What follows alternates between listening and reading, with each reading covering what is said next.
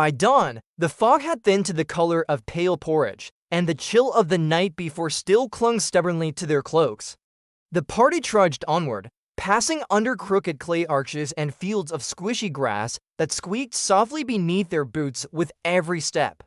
Before them loomed the fabled bridge of balance, an ancient structure said to test not strength, nor magic, but the harmony of those who dared to cross. It shimmered like a frozen thread stretched between two rocky cliffs, suspended above a misty gorge that echoed faintly with goat-like bleats.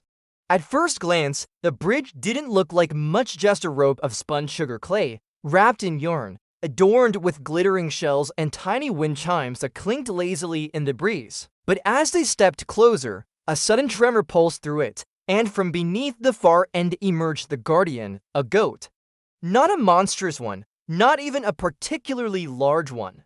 Just an ordinary-looking goat with clay tufts for eyebrows and a suspiciously wiggly stance, like someone had shaped it after watching a goat walk, but only once and from behind. The goat spoke, because of course it did. Its voice was neither deep nor wise, but rather dry and nasal, like it had been arguing with dust for centuries.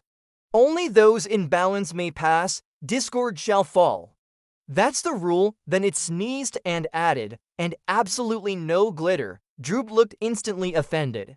But no exceptions, the goat grumbled. Sir Blob took a cautious step forward. The bridge let out a high-pitched *boing*. Everyone froze. Test begins, the goat announced, licking a lollipop it seemed to have conjured from nowhere. Walk together, step as one, think as one. Argue and you bounce. They lined up, Blob at the front, followed by Grumble, Butterknife strapped to Muck's backpack like an enthusiastic spatula, and Droop floating just above the ropes with tiny flaps of his wings. The first few steps were steady, the bridge wobbled but held. Then Muck's broom, still spun from yesterday's bad charm, let out a screech and zipped sideways, smacking Droop in the snout. He sneezed glitter, the bridge rippled like jelly. The goat raised an eyebrow. Hold. Blob cried, arms flailing as the ropes groaned, left foot forward together. But Grumble was muttering, "This is ridiculous. Why must we obey a goat?"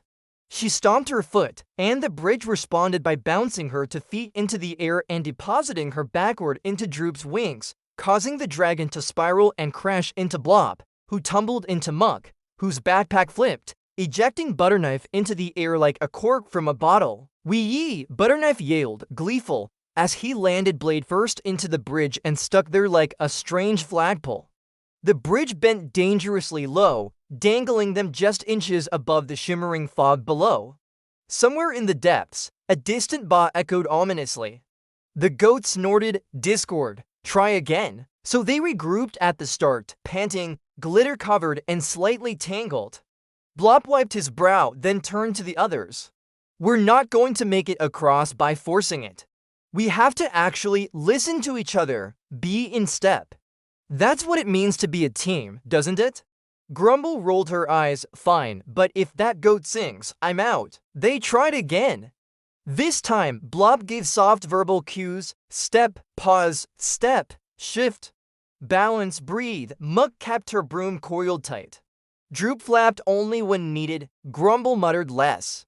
Butterknife, resecured to Muck's back, hummed quietly, which helped no one but himself. Slowly, surely, they reached the middle. Then the goat trotted out onto the ropes to meet them halfway.